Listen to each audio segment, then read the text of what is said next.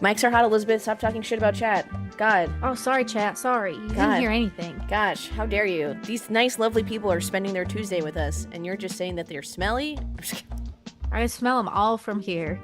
I remember there's a streamer named Crusader who I really like, and she's pretty big. She gets like 1,000 views per. I think she streams like almost every single day, and she starts her chat off. She's just like, "Hey, Stinkies," like something like like what up, Stinkies? Like Yeah. I don't know, like it's just a thing. And then I think she posted a clip on that on social media, and she got so much backlash. She's like, "How are you rude to your chat? How dare you call them Stinkies?" And she's like, "All of you are dumb." That's so funny. That's what I call the cats. Call them Stinkies. Call them Dumbos. Hey, Stinkies. How rude, possibly accurate. That's so funny. Talking shit about Chap, isn't that normal? That's true. We are talking all the time. Actually, to his face, it's fine. Gotta be nice to him. It's almost his birthday. But it's not his birthday, so I don't have to be nice to him. But it's his birth month. I've been celebrating every day. Okay, when is Champ's birthday? Can you tell the Champ, please? Tell everyone. It is next Tuesday. It's also our anniversary. On his birthday? We got married on his birthday. What? Am I not supposed to talk about your birthday? I love you. I want everyone to say happy birthday. Oh, Chap, we're gonna annoy the fucking shit out of you in the Discord. Aww. Oh, Chris, you secretly love it, please. Everyone who's so cranky about their birthday never had their birthday properly celebrated, and you're just being a little grumpy pants, and you're gonna get so much love on Tuesday. Yeah. All of the love. All the love. 6-year anniversary. I won't tell you how old he is. That's nobody's business but mine. I mean, he acts like he's a 55-year-old, but he's sitting here shaking his head at me. Chap, don't make me fly down there. What? Oh, sorry. Just turned 35, pretty much dead now. Oh no, Turbo. You're not dead now. That's a reasonable age. I'm gonna fly down there, Chap. Don't yell at Elizabeth. How dare you? He's just shaking his head in disappointment. Just let us love you. I know. That's all we want to do. Good morning, everyone. How are we all doing? I hope you had a nice weekend. Is this podcast on Monday next week so he doesn't have to mod on his birthday? Oh, yeah. I remember Elizabeth did mention that. Did you want to move it or did you want to skip it? Well, might as well talk about it now. Scheduling committee is in order. Hear ye, everyone who's here. Either one's fine with me. Monday's fine with me. Skipping it's fine with me. I'm not pressed. Wednesday would work. You let me know what day's best for you. Sounds like a plan. And if no day works for you, you let me know. Sounds like a plan. This couldn't have been an email. How dare you skip it when you have F1, IndyCar, and NASCAR in 1 week? That's all this weekend. I know. I was like, the timing of this. Crazy. I cannot watch F1 live, though. It is at 3 a.m. my time. I will be waking up for it because I am a psycho. Elizabeth, just watch it the next day. I know, but there's something about watching it live. I get that. No, don't get me, I fully understand, but you don't have to get up at 2 a.m. your time. Yeah, but I can. The thing is, I'm going to take a nap beforehand, and then I'm going to get up. So I'll catch up on my sleep somewhere in the weekend. It's a sprint race weekend, too, which pisses me off because it's one of those, I can't just skip FP1, 2, and 3 because I usually would if I want to watch the things that are just qualifying and race because there's 2 of them. So yeah, let me see this. Let me see the schedule East Coast wise. So practice is 11:30 p.m. Thursday. Spring qualifying's at 3:30 a.m. my time. But then sprints at 11 p.m. Friday, which could be fun, but I feel like I would be asleep. Qualifying's at 3 a.m. Saturday, and then the race is 3 a.m. Sunday for East Coast. Sheesh. Yet again, the West Coast has a pretty good schedule. If you're in California / that side of the globe, I feel like if you're in Hawaii, you're living life right now. The rest of the season, I feel like got to be miserable. But rest of the season miserable. This part rips. Japan's at 1 a.m. I know. Can we? Why do we gotta go to places? Why can't we just have things in the middle of the night in Japan time? 24 races in Silverstone. That's it. We're running the track forwards and backwards. It's just we'll just alternate every other time. Ash will sleep at 11 on Friday. Okay, Grandma. I feel like 11's pretty good. What are you talking about? Oh, Grandma. My grandma's 9 p.m. 9 p.m. I'm hitting the hay, dude. Yeah, that's I'm younger than Ash, and I'm hitting the hay. I'm out. Pericles is absolutely not. I'm still recovering from both Sebring and Australia. Yeah. Austri Sebring. That didn't work out. I That tried to didn't work smush out. them. Then the rest of the races, 11 a.m. for Bahrain, 1 p.m. for Saudi Arabia. Interesting how time works. United States, 4. But then we go to Europe, and then it's like 9 a.m. races. 9 a.m. Monaco, 9 a.m. Spain, 9. Canada, 2. Austria, 9. Oh, this is great. United Kingdom, Yeah. 10. Oh, we're balling. At some point, it does Yeah. turn to 8 a.m. No, Belgium, 9. Hungary, 9. Oh my God. This is working out for me beautifully. Netherlands, 9. Azerbaijan, 7. No! No! There it goes. Yeah, Singapore. but that's not until like September, isn't it? You just You're sleep. fine. Just catch up on sleep so I can wake up Yeah, at 7 a.m. you've got months to get up to that. You can build up now. That's true. And then we get to the United States, and then it's that United States, Mexico, Brazil, United States again, which is fine. Qatar, 11. And I think, yeah, the last race, Abu Dhabi, is 8 a.m., which is fine because that's the last race of the season. 261 days, 17 hours, 19 minutes to the last race of the F1 season. Anyone's curious. Sheesh. Did anything exciting happen to me this weekend? What did I even do this weekend? I don't remember. Elizabeth, anything on your end?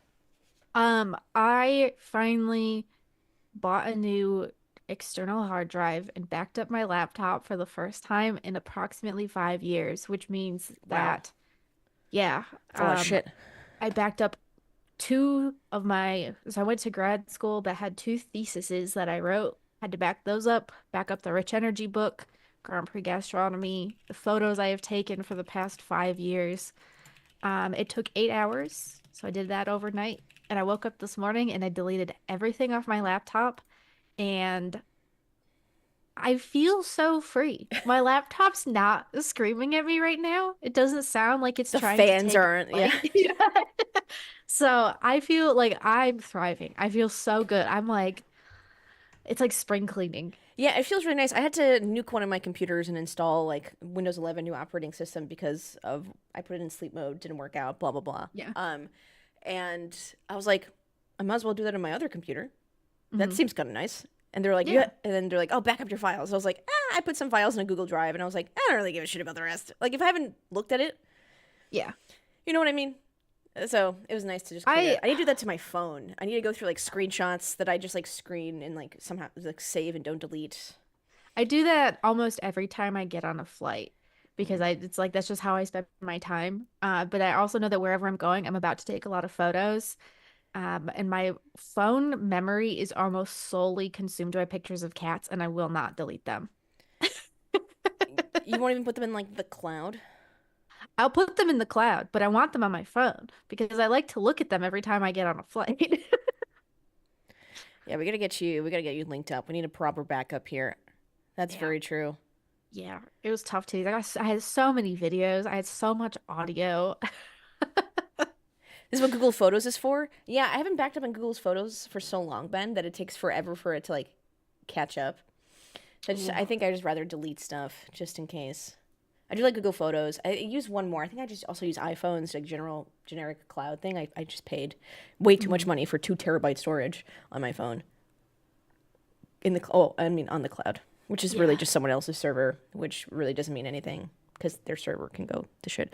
So that's the thing. That's the thing that scares me. I want my own little backup, but that's also not like infallible. So Right. It's one thing if it's my fault, right? It's another thing if it's someone else's server and they fuck up and then I'm mad.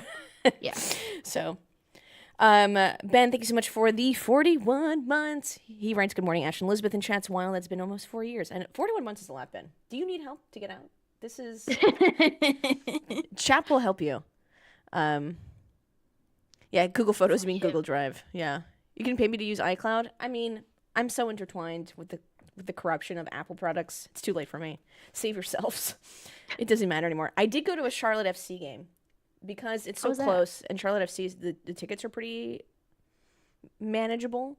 Nice. We like to go. It was a fun time. It is it is some of the most egregious officiating I've ever watched in my entire life. I was like, I'm getting into soccer. Like, I'm learning a little bit more, you know. LOL, Americans don't know what offsides are. We're getting into it. I'm learning. People are teaching me in the Discord. I'm asking questions. And then all this random shit happens, and I'm suddenly, my New Yorker comes out, and I'm standing up in my seat, and I'm like, what the fuck? I'm just, and then like, people are getting cards, and I'm standing up clapping, being like, that's right, that's carb. I'm just like getting all into it. Every team, you know what they need to do? Every time they open an expansion team for like a new team or like a minor league team, they gotta put either a New Yorker or a Bostonian or a Los Angelino in that, like, plant them there, because we would just rile people up. Every time I go to the Charlotte Knights, every time I go to Charlotte Knights, which is a minor league baseball team, people are so boring. And like they're trying to like do activities with the sound or something. They do like the woo thing and everyone woos and like the wave. You know who's doing all that? Me. Every time I'm there, I'm clapping. The guys are running out. They're introducing everyone. I'm standing. I'm like, yeah, Robinson, let's go. One man hype train. That's me. And that's that's what they need to do. Every time they open an expansion team or a minor league team, they put people from loud ass cities, plant them in the stands, and I'm there. It's a necessity. It should be like a sporting necessity. Yeah, I agree. I don't understand why people are not. Why would you go to a sporting event and just be like, yeah, just sitting there. At least clap. You don't have to be. I like heckling. I like yelling. Okay, but are you good at it? Probably not. No. Oh, no. I'm from Michigan. I'm from the Midwest. I'm so sorry. Like I'm a gentle little boy. The thing I do hate about minor league, and if you go to the lower hockey leagues and stuff like that, there's always some dipshit practicing his chirps, and they're always bad, and I'm somehow always sitting next to them, and they're always yelling in my ear, and I'm always like, "Can I give constructive feedback, sir? This is not funny." They also didn't hear you the first 10 times. It's time to try something new. And I get it. We're all practicing. We're all trying to like find out what works. And I guess minor league's good before he goes to a real MLB stadium and gets the shit kicked out of him by some guy who's 6'5" and just wants to watch baseball. But like, can we? My boyfriend always gets so annoyed at me because I'll like turn around and I'll say something. He's like, "No, don't get me to a fight." He's like, "Because now I have to fight." I was like, "No, you don't. I'll fight. I don't care." Also, that guy had terrible jokes. Need Ash to sit next to the penalty box at a hockey game? Oh my God. No. If it's like NHL, those people are well seasoned and have been there. I just like can't stand people who are practicing insults on minor league games and they're bad at it, but they don't participate in anything else. They just want to like yell because it's so quiet. That's a major complaint actually. I don't know if that probably happens in like Formula 3 and 2 crowd size wise because you can't hear anybody. Yeah. But for minor league and like the lower leagues and stuff, they'll complain when they go up to major leagues how loud it is. Because it's just so quiet everywhere else, and then all of a sudden it's like so super distracting. Jimmy Anthony did say something about that this weekend, where he was like, "Any of the on-track sessions have been louder because of just the sheer number of people at F1, and the sheer number of shit that I got to do on my schedule is crazy." Yeah, I wonder how the crowd kind of affects you. I guess you can't really see it. I'm trying to think about it. I was like, ugh. No, I guess sound-wise, while you're doing things and like have to run around and people asking for autographs and stuff is a little more hectic. When I feel like the pre-race grid has got to be the worst of it. I got that guy who always finished with "you bum" in my algorithm a lot. I've been doing that at the MLS game. I'm sorry, at the MLS game for Charlotte FC. They gave someone a yellow card and then people were really quiet, so I said, "You bum." I got a few chuckles. And we just got to. I just want to have a good time. Yeah. You can't heckle in motorsports. It's just no one hears you. It's really unfortunate. See, I do, and that's I think one of my favorite parts of the Indy 500 is I just sit there and yell at everyone as they go around, and no one can hear me, and no one can do anything about it, but I am just screaming. There is a trend going around social media of like someone took a picture of like a baseball field or a game or whatever, and they're like this and yapping or like this and a few beers or like this and hanging out with friends just to show that like the season's starting, but people have been doing that with hockey and stuff. And I was like, what do I do for motorsports? And then there was a video that someone took of the Australian Grand Prix in like general admission, how it was just like muddy and rainy and they can't see anything because they're like 10 people back or something like that. And they have to like stick their phone up to like see the cars whiz by. And I want to be like this, and you not knowing what the fuck is happening on the racetrack because you decide not to sit in front of a Jumbotron and you paid $30 for a bottle of water. Mm-hmm. And I was like, we're so back. I was like, would people be mad at me if I said that about Formula One? That sometimes it's not like the best. Sometimes it's better to stay at home to watch the race and see everything. You could do that for Formula One. For NASCAR would be nice for ovals, especially. Yeah. You'd be like Yeah. this and something because you can see the whole fucking thing, which is nice. But yeah, Yeah. F1 is really make sure you find out where the jumbotron is because even then, Yes. you still might not know it. Yes. Especially if you're in general admission and if you've I highly recommend doing the full 3 days so that on Friday you can scope that shit Yeah. out. Um, Canada, I did general admission for a couple years there, and the GA viewing areas are so small and so terrible that it was like, all right, well, at least we know now that on Sunday morning we need to be here for gates open so that we can like designate a runner to go put our blanket down so that we can hopefully see a smidge of this corner. Uh, you gotta figure it out. You gotta know. Yeah, it's ugh. Indy 500's nice, except when they go to like turn three. Because I was sitting at turn one last time, and I couldn't see anything at turn Mhm. three. Then like I think I've told the story before. The snake pit was rocking. And then I saw Yeah. black smoke, and I was like, oh no, someone crashed. They wouldn't show it. But then I realized it was a snake pit, and it's fire. Yeah. That's so funny. I was like, I've oh never sat anywhere at the Indy 500 aside from the inside of the front straight behind the pit wall. wow, must be nice, Elizabeth. It's all right. You can't see that much. Just right behind pit wall, just hanging out. Yeah, well, usually it's when I was doing the tickets, and we would get them like kind of up under the shade so that we could sort of not die of a heat stroke during the race. And then I've done it with the Honda folks a couple of times where you're like you can sit on some bleachers and see a little bit of stuff, but it's very nice. But like I wish they had a box somewhere else. I just need to buy tickets and go and have fun once, but I think I've committed myself to writing things about this. It's not that I don't have fun, but like I would just like to go to the Indy 500 and get drunk and yell at stuff and not have to be professional. Yeah, I know we're all listening to this, being like, wow, Elizabeth, it must be real hard. But yeah, at some It is point, like tough. she's working. Like Yeah. she wants to rage. She wants to be with me, turn one with a cooler of I high want to get noons. fucking rowdy. We want to get rowdy. Yeah. Yeah. I can't be that rowdy when Honda's paying for me. I gotta be professional so they bring me back to stuff. Yeah. I mean, can you be professional for like half of it and then go get rowdy and like disappear? Like, do they need you the entire time? They don't need you the entire time, which is good. Like I'll usually last year when I showed up back at the suite when the rain started hitting, I was like 4 or 5 beers deep at that point. It's like 10 a.m. And they were like, "What have you been doing?" And I was like, "Every year we have a little get together at the Pagoda Plaza, and my friend Jay brings spotted cow Oh from yeah. Wisconsin. We drink that. My friend Jason will bring a cake, and we will eat cake, and we will have like 30 people that come and just like hang out and we swap drinks and we swap stickers and like it's such a good time. But yeah, I was like, yeah, I was down there having a great time. But then when you get up for the race, it's like I was extremely heckling.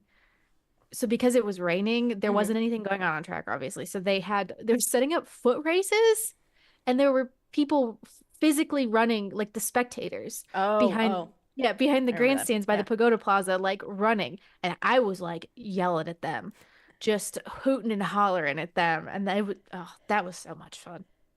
Anyway, Should be doing double birds in an hour. absolutely. Indy 500 is really fun. I'm excited to Yeah. have the go again, maybe, hopefully this year. That should be really, really fun. Hell yeah, brother. Hell yeah, brother. I'll sneak Elizabeth some beers. Thanks. All right, everyone. We're going in to the pod. What we're all really here for. And so Champ doesn't have to edit out 20 minutes of yapping. Our first rapid fire news roundup, Nick Tandy adds yet another Mhm. endurance victory to his resume. Yep, we've got the British man doing well, the most British man in the universe. He's Porsche so British. Penske took another win this year at, well, they got Daytona, now they have Sebring. This means that Nick Tandy has 6 major endurance race victories to his name, and I believe he's the only person who has done that. So he's got Le Mans, the Rolex, the Nürburgring 24, the Spa 24, Petit Le Mans, and Sebring. So anything in the double digits, this man has taken care of it, which is very, very cool. it was a good race. It was a lot of fun, a lot of crashes, a lot of chaos. No one could keep things on the track, and I every year Sebring grows on me a little bit more. So I had fun. Yeah, but it's only good because of the condition of said I track. know. I know. At But some that's the point, it's going to thing. rapidly deteriorate. Like maybe not in our lifetime, Yeah. maybe next generation, 2 generations, and then they're going to have to Yeah. repave it. And do I they make know. artificial bumps? Do they make artificial cracks in the pavement? What do they do? I hope they pave it in like legit like stadium Jumps. super truck jumps. Let's get crazy. It's funny. I definitely wanted you guys to Google Nick Tandy, and he looks just like white man generic. And like, if you saw him in a grocery store, you're like, "There's no way this man won all these endurance." Like, you would not think he's a high performance athlete of winning all these endurance Yeah. races. And He he's just a dude. Like he's he's just the a dude. most dude that I've ever seen Was in he my 40 years old? life. 50 years old? He's just. Oh, I think he's 40. He's just a dude. Yeah. Just a general man. Yeah, Chat GPT generated an image of a racing driver. Oh, there he Yeah. is. Just and Penske somehow gobbled him up, and now he's winning year after year. Easy Yeah. peasy. And they had Felipe Nasr doing things. So poor Felipe Nasr. I always wish I could have seen what he would have done in Formula One if he didn't race for one of the worst teams on the grid. But what can you do? That's just kind of how it That's goes. the way the cookies crumble, unfortunately. What's the next IMSA race after Sebring? Long Beach. I think it's in April. Long Yeah. Beach. I just, Yeah. You don't like Long Beach? I don't know. I don't know how I feel about it. Interesting. What do you feel about the IndyCar race? You like IndyCar Long Beach? You I just don't know. anti-IMSA? You don't know? I don't know how I feel about Long Beach. I'm gonna be honest, guys.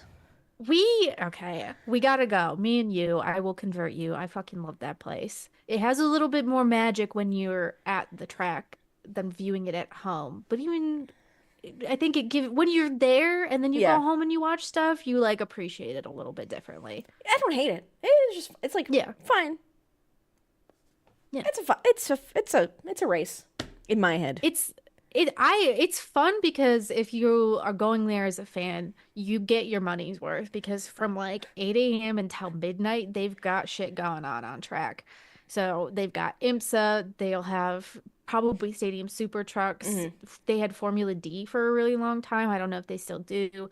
And then if you get done with all of that, you can go over somewhere else, to like a little mall and they'll have set up fucking motorcycle jumps and stuff so you can go watch that. All very fun. I think it's great. Also, they have a very nice aquarium out there, which I enjoy. So who's the top?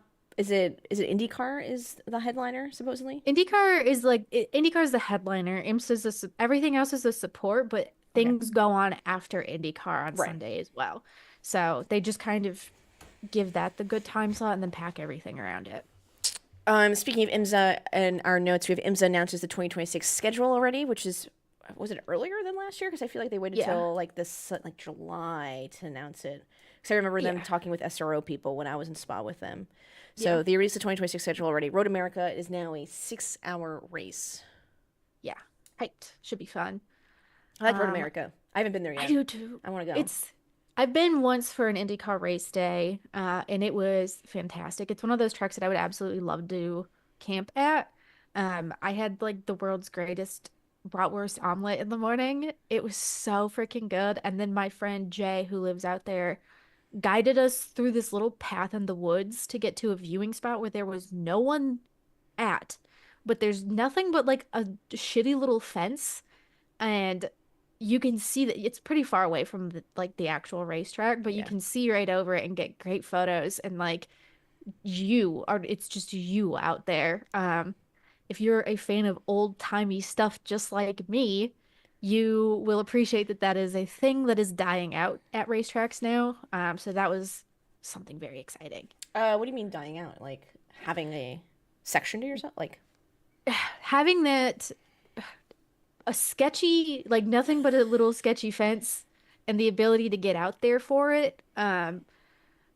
That kind of stuff is like, I think when they realized people were going out there more often, they started to build that up.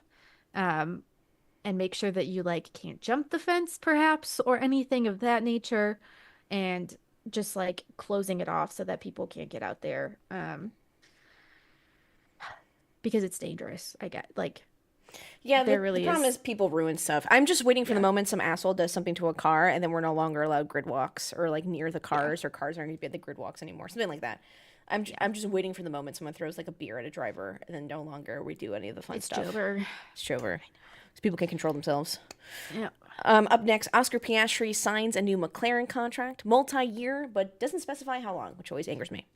Yeah. So it's his previous contract that he had with McLaren ran until the end of 2026. So they've jumped on the gun a little bit and signed him very early just to make sure that they've got their grip on him.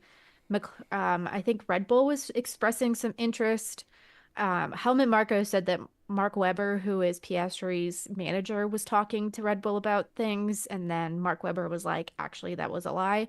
So who knows? But they are getting him nailed down quickly. The contract I've read is rumored to be 22 million per year with bonuses. So if he wins a race, if he performs well in a race, if he does extra, I don't know, whatever, he gets more money. So good for him. He's locked in. He's committed to, and we will talk about how that went at Australia soon. But Do we heading in know Lando's contract? Lando's contract, I'm not sure. I believe he makes more money than Oscar, and I believe he's got a couple more years on it because I think he signed last year, but I would have to double check. Hmm. Yeah. I just wish, gosh, I was talking about this with Secret Ingredient because I was getting frustrated because in the United States we're so spoiled when it comes to contracts. I think that's to do just with the IRS, which is like the one time I was like, thank you, IRS, where they have to say like years. I'm sure there's a Hmm. reason besides the IRS, but anyway, they tell you years, the amount. Like Bryce Harper, what was it? Two what? How much did he make with the Phillies? Doesn't matter. 5 years, 225, something like that, Hmm. plus bonuses. Shohei Ohtani is an interesting one because he has a lot. He's getting a lot of money, but he deferred it so the Dodgers can build a good team around him, Hmm. spend money there, and then he'll take payments later, et cetera, et cetera. So I just want to know all these things, but they don't Yeah. want to pay their taxes and they all live in Monaco, and I don't, and they won't give me the details. Yeah. And it's also part of the Concord Agreement, which keeps things intentionally limited. And speaking of, the Formula One teams and the FOM have agreed to a new Concord Agreement for the next 5 years.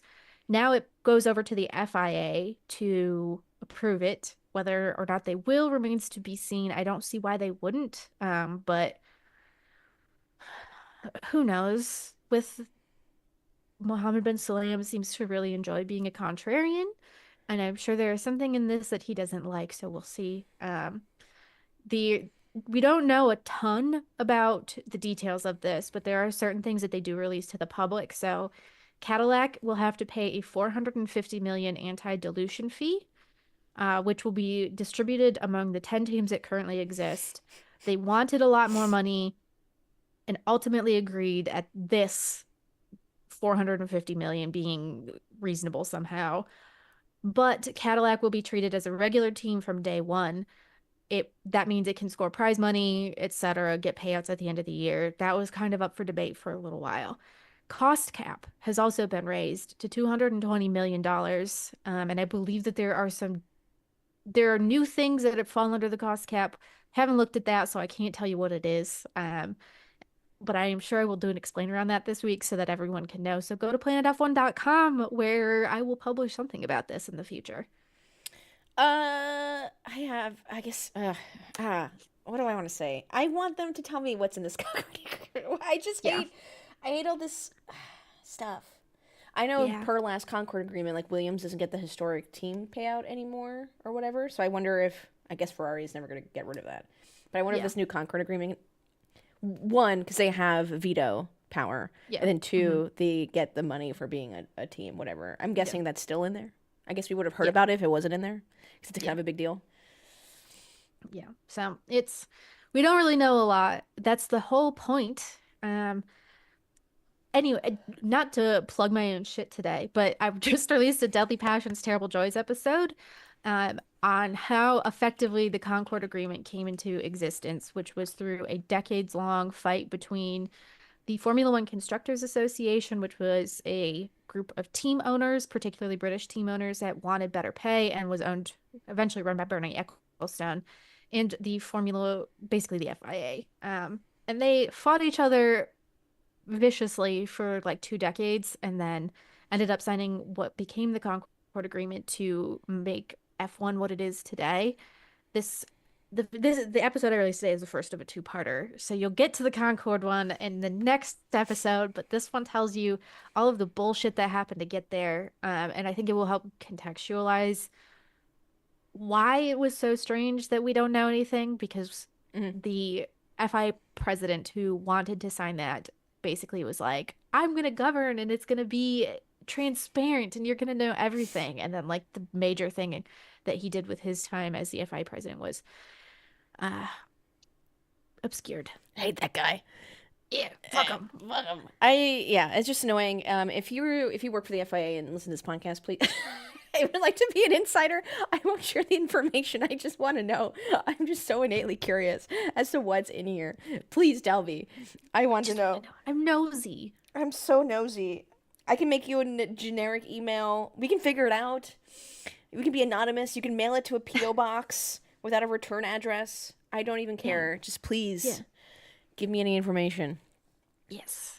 And on top of that, we have Stefano Domenicali has renewed his contract as the F1 CEO for the next 5 years. The drivers seem pretty happy about this. They seem to like him, which is a good thing. Seems like they consider him to be a boss who can stand up to the FIA when need be and has the clout and the sway within the FIA to make things happen. So we'll see how it goes. I haven't had any major complaints about him aside from the fact that he doesn't like Michael Andretti, but what are you gonna do about that? Yeah, who does? People don't like people. That happens. I like this next one. I did not watch Formula 2, nor do I know what this is about. So, Elizabeth, please educate me. So, 3 Formula 2 teams, which means 6 drivers, were penalized over illegal attempts to gauge aero loads in preseason testing. So, during testing, there are certain things that they are allowed to measure and test for. They were effectively drilling holes in spec parts to get a better sense of the aero load and were caught doing that. All of those 6 drivers involved got a 10-place grid penalty in Australia for both the sprint and the feature. And we're not sure, but there will probably be additional penalties issued later on throughout the season because this is a fairly big deal. They're violating not only the spec parts, but also the testing regulations and the limits on that. So this is going to be a talking point for a lot of the season. Very crazy. I was not expecting this level of drama so early, but I think critically, especially for American audiences, the 2 American drivers on the grid for Formula 2 were penalized in this. That's Jack Crawford and Max Esterson. Jack Crawford has been kind of in line as a potential Cadillac driver. So this could really do damage to his hopes of securing a super license, because he would need to finish. I did the math on this and I forgot it already. He would need to finish decently high up in the championship to be able to get the super license that he needs. So kind of throwing a monkey wrench into the chaos of this right from the start of the season. I'm excited. I'm sad. My poor American sons. What are you gonna do? Wait, were these 3 teams in cahoots, or did they all individually decide to do this and they I'm realized, not. like, oh, you did this too? Like, you got in trouble? I'm not sure how that went. I'm gonna have to talk to, so at Planet F1, we've got Jamie Woodhouse, who's like our correspondent of all things junior categories. And I haven't talked to him about it, but I know that he will have more answers. He's writing about it, so if you go to Planet F1 and find his work, there are plenty of stuff, more explainers. But yeah, crazy. They're one of the consequences they believe is going to be limiting testing further on throughout the season. So we'll see how that goes for them. And finally on our news roundup, which I know Chris is going to be annoyed lasted too long. Uh, we're just gonna throw NASCAR into the end of this bad boy, because why not? Josh Berry won at Las Vegas. So that means the Wood Brothers Wood won Brothers. first win since Harrison Burton, which I guess counts. First good win since Ryan Blaney. So Yeah, sad. Poor Harrison Burton. He's a nice kid. He is a nice kid. He's just not a good driver. Uh, I don't know. I'm stoked. I like the Wood brothers. I had a lot of high hopes for my old teams, my historic teams this weekend. I was really rooting for Ferrari, and Ferrari did not deliver. But the Wood brothers came back at the end of the day and saved me. So that was very nice. Yeah, Elizabeth put that on Blue Sky about how like motorsports wise, she's really upset that Ferrari let her down, but the Wood brothers this, and I was like, what a niche tweet in like the motorsports world. Like, no one understands what that means besides people who watch all these series who are like, oh, I interesting, yeah, know. totally. I keep meaning to do like the story of like the Wood brothers is the Ferrari of Yeah. NASCAR. Uh, I'll have to see. But I'm sure my boss will think that's the craziest thing he's ever heard. So we'll see. But it was fun. I got Wood Brothers shit on my walls. So thumbs up to that. I didn't curse them for once. Jacob's comment is interesting. Lucky for those drivers in Formula 2 is that the race got canceled, so they only had one race with a penalty, not two. And that's crazy. Yeah. They actually Yeah. made out like So, bandits in that case. They got but away with it. again, it's still up in the air. Like, are they gonna just carry that over to the next race and make them serve the penalty since nothing counted? We'll see. Yeah. It's That's just it for our rapid fire news, but let's go into the Australian Grand Prix, the grand prize of Australia. Um, it's pronounced Grand Prix. Grande Prixe. Let me just go with all the terrible things we do. Lando Norris won from pole position with Max P2 and George Russell P3. And funny enough, um, Elizabeth put in our notes that she forgot George Russell existed during the race, which I Yeah. think the broadcast did too because they didn't show him. They like Yeah.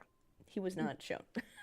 He was just motoring along, doing fine. I don't think he was ever really close to anyone, so I don't think there was any necessary reason to show him doing anything because he wasn't battling anyone. So why show him? Just chilling out and then got to the podium and I was like, oh, hey, yeah, George. there he is. That guy. Supposedly about 130,000. I think they said like 131, 130, something like that. But like Yeah. 130,000 people for race day, despite the Yeah. weather, which I think makes sense. I mean, there's nothing else going on. They shut down the whole goddamn, like the whole city's talking about it. Yeah. So I guess everyone's just showed up, which is good. Yeah. And if you've watched, you know that it was a wet weather race where it was it started wet, got a little dry, then there was more rain. So we had a very chaotic strategy. So trying to make any big assumptions or predictions about the rest of the season Yeah, will be a little difficult because a lot of shit happened, which we are about to get into. I feel like we need a But we level should, set. All right, yeah. everyone. Elizabeth and I, you all have opinions, predictions, and the worldwide of sports, and we get it. But Mhm. as new data comes, you're more than welcome to change your Yes. opinions, perceptions, Yes. and predictions. Because that is how it works, Yes. okay? Life Be is. level. That's so funny. So this was a great race. However, we'll talk about it in a second. China is a completely different kind of track with Mhm. completely different setups that we're going to do. And it's also sprint, and it's also probably not going to rain. So then we can also take in that data, and then we can put things together. We're looking Yes. for patterns. We're looking for Yes. improvements in certain things, and we're looking for consistency here. I just Mhm. feel like I just need to level set with everyone from the shit we've seen online, and we'll get to that later too. So, first things first, McLaren take the first win of the year. They qualified 1-2 and were far and away kind of the pace of the field for the pretty much everything. Lots of improvement on tire degradation, primarily over the off season. Helmut Marko said after the race that that seems to be the thing that's holding Red Bull Racing back, and you could really see this illustrated in that first stint in the beginning of the race where everyone started the race on inters. McLaren was thriving, and Max Verstappen had serious tire degradation and fall off. So the two McLaren drivers were up front racing each other. Max Verstappen was close for a while and then just fell back because he couldn't keep up. That's because his tires were all wonky. So we had our first hold position of the year, which was very funny because Zach Brown before the race said specifically that we're not going to give drivers team orders. We're going to treat them as equal drivers and equal participants, equal for the championship until we hit a point in the season where we have to make a choice, uh, which apparently was this race. What Andrea Stella said after the fact was that because of the conditions of that battle taking place when it was happening, which was they're coming up on lapped cars, the rain is about to fall, and they're not sure exactly when that's going to happen, but they wanted to get through those two things first. Yeah. They did not communicate that well with the No. drivers, which I think was the issue because Oscar Piastri was like, well, I'm faster. But he did say okay, and he maintained his position only for the two McLaren drivers to go off the road very soon after. Um, the rain started to hit, and they both went slipping aside into the gravel. Worked out all right for Norris because he was able to pull out and right into the pit lane. Oscar Piastri got beached in the dirt and had to fight his way first to back up and get out, and then to actually get back on the race. Yeah, I really loved that from Oscar. That was sick to watch. I Yeah. wrote he didn't hear no bell. You know, everyone knows that meme from South Park. I didn't hear no bell. That was Piastri, and I loved it. And then he was just so aggressive, especially with his overtakes. Still Mhm. didn't like. I don't think he took any. Did he cause damage? I saw something with like Lewis Hamilton's front wing, but I don't know if that was Lewis, Oscar I or think, something else. spun himself. Okay. So I wasn't sure if Oscar caused any damage or not with that aggressive push, but it was so cool to see him climbing back up that grid and going. And he's like, I want these points. These are mine. I Yeah. deserve them. So that was Yeah. awesome to see. And I'm like, take that Yeah. energy. Give it to me for the rest of the year. You need to do this for 2 hours next time as opposed to hanging back. Uh, Yeah. And again, a strong illustration of how fucking good the McLarens are thus far this year. Oh, he clipped Lewis's wing coming to the line. Thank you, Parent. Gotcha. Something to your point. I mean, yeah, it was a little confusing because Zach Brown was also on the broadcast saying that they're allowed to race, and then we're getting Yeah. kind of like delayed radio messages getting Yeah. told. So while Zach Brown says this, then they play their radio saying to hold. So then that causes a lot of confusion for people who are watching and like aren't really sure about what's happening in the overall broader Mhm. picture of rain. Yeah, someone asked me on Instagram questions about why do teams react so intensely about the rain, but it's like, yeah, the minor changes to the aerodynamics with its rain droplets, like Yeah. that changes a lot. Your tires, you got to predict it correctly. There's a lot more variability with the rain Mhm. on top of the already variability of motorsport. So teams Yeah. are just constantly the rain seems fun for us, but it's Yeah. so stressful when it's happening at the And race. I think especially with the conditions we had this weekend where it was like maybe rain is gonna hit and we don't exactly know how intense it's gonna be, so we don't know if we should pit already or what we need to do. Um, so we'll see how that goes. McLaren was released a few laps later, and free to race afterward. I just think that the conversation in the McLaren garage was probably pretty intense that night as they had to figure out what that meant. Journalists were asking Andrea Sella, did the drivers know when you told them, hold position, that this was a temporary thing? And from the answer, I don't think they had. Mm, Andrea Sella said yes, but what he said was they knew to they knew to hold position when we told them to hold position, and they knew to go racing again when we told them to go racing again. And I was like, well, that's not saying, like, that doesn't answer whether or not they knew that this was going to right. be just like 2 or 3 laps while they sorted all this stuff out. So, I understand why they did it, well, right? You don't want to risk yeah, it. yeah, McLaren's like, we can get you to the podium, both of you. There's no point of risking you passing your teammate in a back marker in the wet line, and supposedly more wet is exactly. coming. Like, this was a very easy radio message, which I don't know why they didn't say anything. Yeah, Make it yeah. more clear.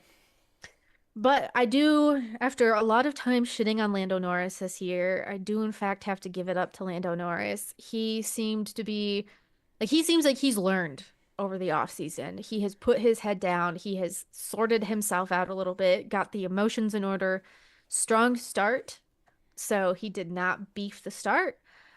He was very level-headed throughout the duration of the race, even when Will Joseph, his race engineer, was asking, debating with him kind of about what tires to use in the rain. And I don't really know what that was all about, but that's like the biggest weakness I'm seeing already from McLaren. So if they can sort out how they communicate with their drivers, that would be great. And I think they will be completely unstoppable uh, if they can get that figured out. But it was a Lando Norris seems locked in, and he was strong. He was, I mean, even in the final laps of the race, we went back green with like 6 laps to go, I believe, after a safety car because of crashes.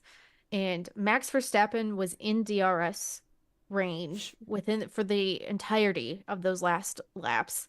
Lando held it together, and they were talking in the post race. If you heard them in their, oh my God, what is it? The The like cool down room. Yeah.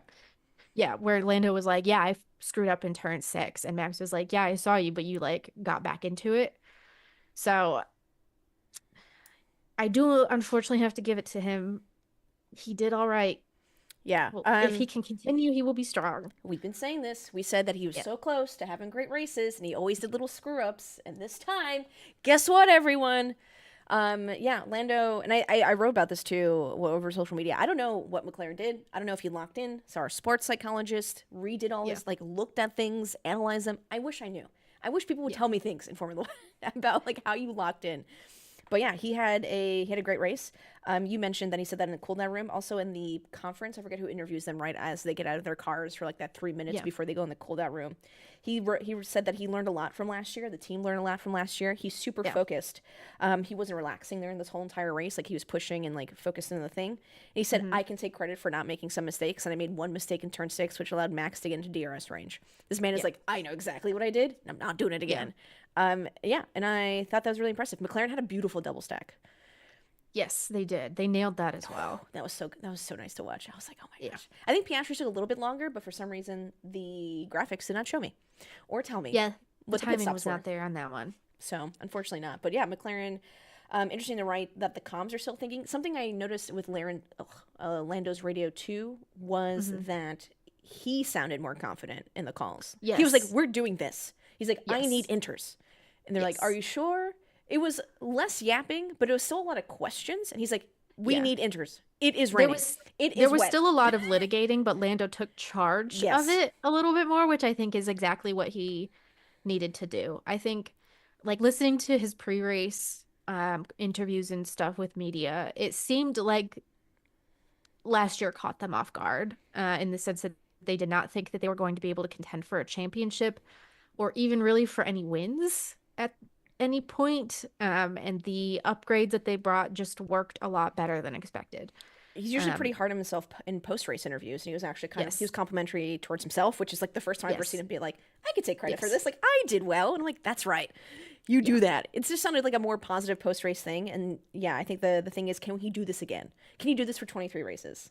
hmm Can he stay? I see some journalists are asking him about like is it the car, is it him, or like in that kind of there's, question, yeah, and he's letting that kind of get to him a little bit, especially with his comments previously that he's made about Max hmm Verstappen and Lewis Hamilton. I found very interesting how he's addressing it now. Maybe he's learned. I mean, he's like kind of apologized. There's like, yeah, that's that's after race stuff. Interesting to see. Hopefully that doesn't get in his head now, because he's like, yeah, no, I deserve it, not the car. Hopefully that kind of yeah, feels him.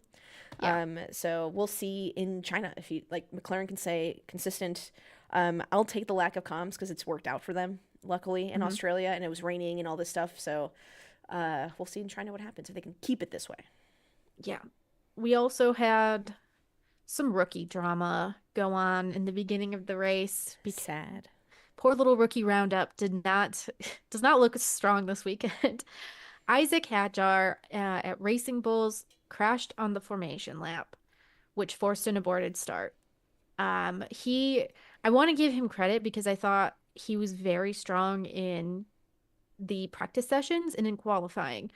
If you were familiar with Isaac um in Formula 2, you'll know he was very hot-headed and was one of those drivers who really liked to yell anytime something went wrong. I think it was impressive to hear his radio. He was giving little debriefs at the end of the session, after the end of runs, where it was like, I thought I did all right here, but I know I messed up here.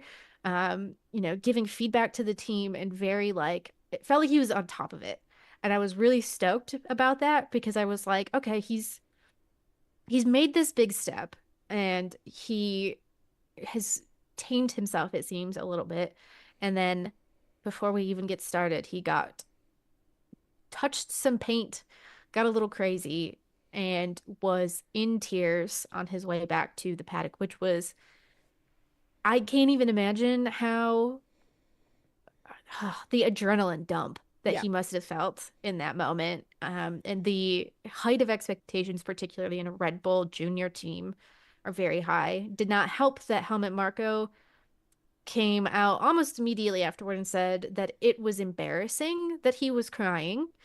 But at least we have a good human being in the paddock in the form of Anthony Hamilton, Lewis's dad, who made a point of seeking out Isaac Hadjar in the paddock when he was walking back and giving him a hug and telling him like he's proud of him, like you got more races this year, you can figure this out. Um, man, like that whole situation was tough. Yeah. I said this all the time. It was just like imagine millions of people watching you on Yep. your first day of work, and now it's like the worst day of your work, Hmm. with your employer and your potential future employers all watching you do this. Yeah, Hmm. I would cry. Yeah. I would 100% cry. I mean, I would cry if anyone was mean to me on the radio. And she's like, "No, I'm Yeah. sorry." So yeah, and I just it's so frustrating to hear Helmut Marko talk in that way. Of it's just like a lack. I feel like team playing for your team, being on your team Yeah. side, right? It's always Yeah. you criticize in private, you praise in public. Yeah. Instead of yapping to the goddamn press about Isaac being embarrassing, why don't you go fucking talk to him and see what happened and fix it? Yeah. You're the Yeah. development head of Red Bull. Go talk to him and be like, what happened? What did you do? Next time, don't do this. Go do your Yeah. job. Why are you Yeah. yapping in this microphone? You're making everyone look bad. You look stupid.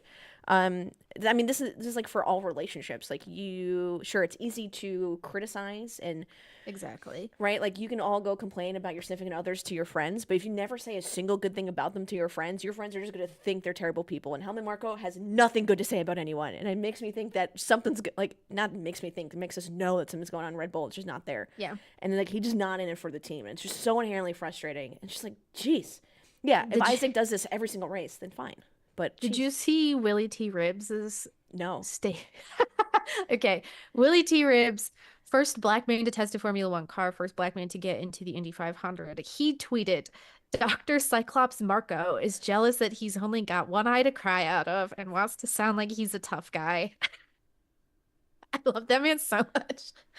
Uh, but yeah, not I certainly wouldn't handle my junior drivers that way, but this is what Red Bull is known for. Allegedly, this has Do it in gotten them private. some Say it's success. embarrassing, but like do it.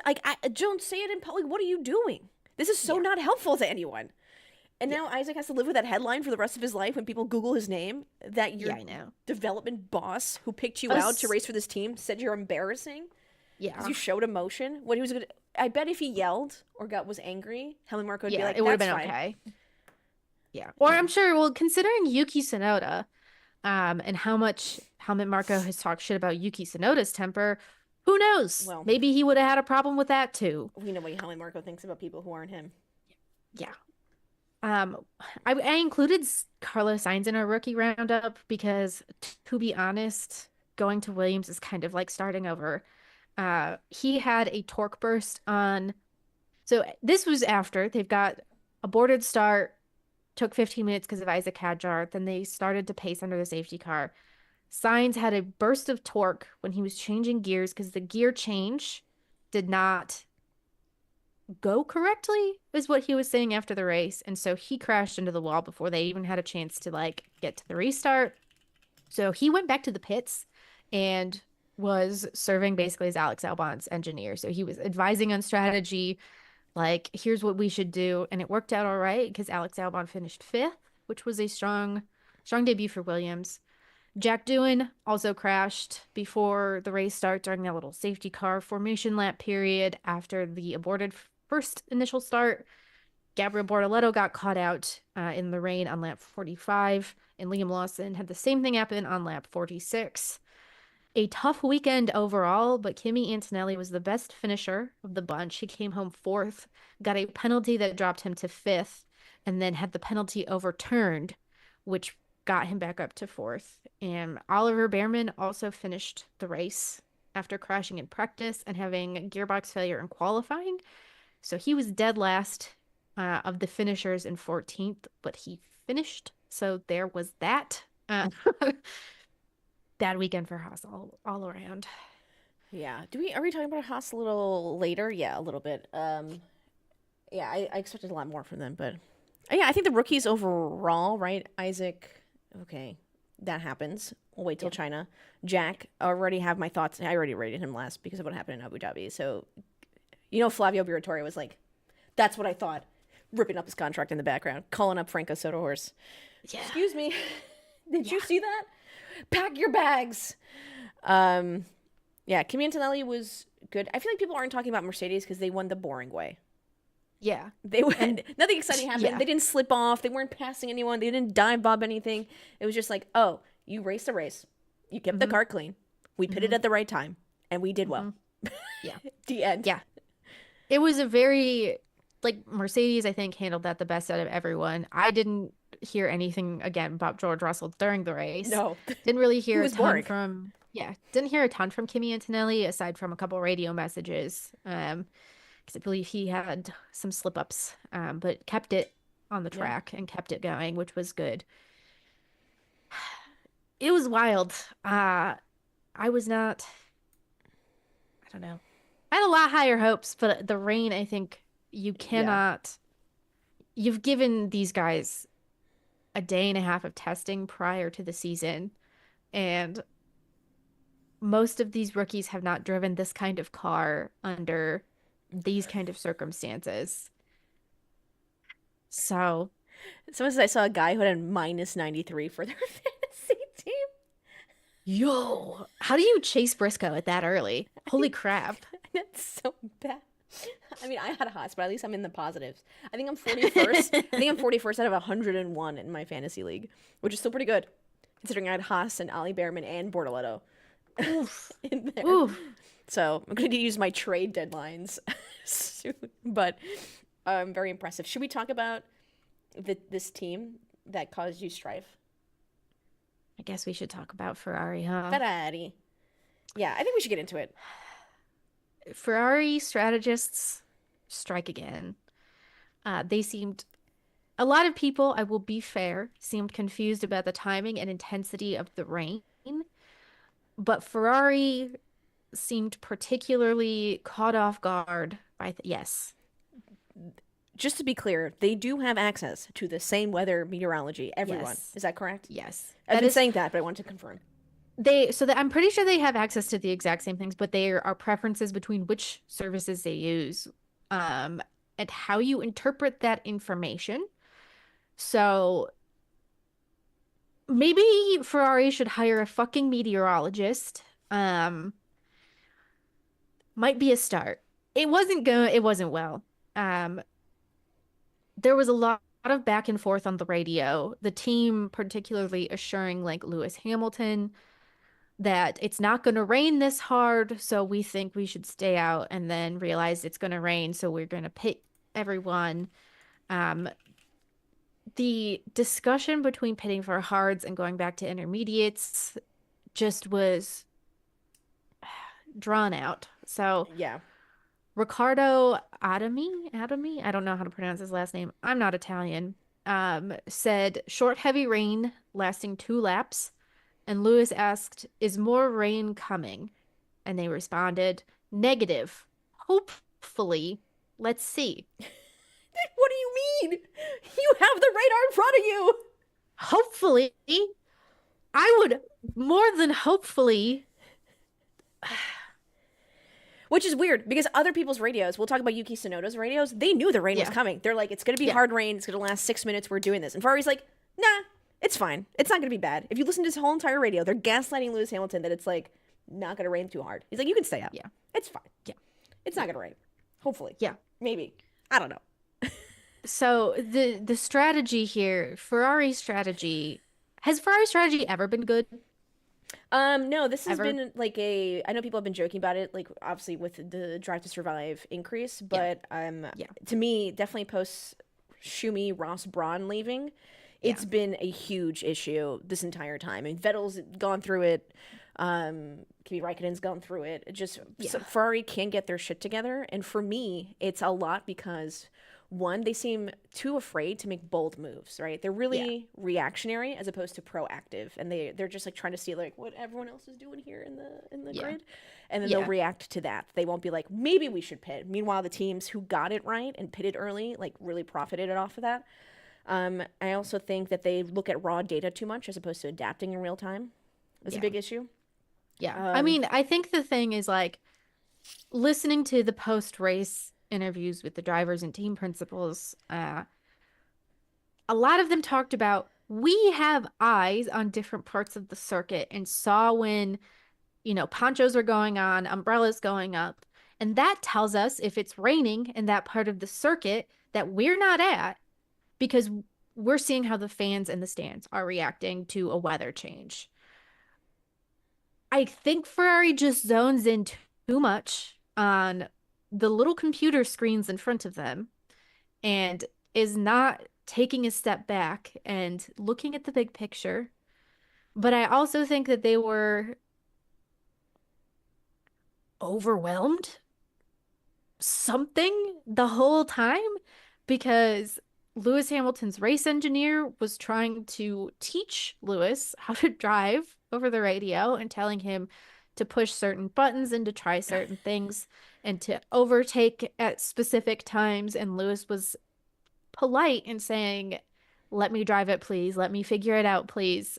Because there's a way to do that, which is driving. And you would assume a 7-time world champion perhaps knows how to drive a car. Um, I don't know.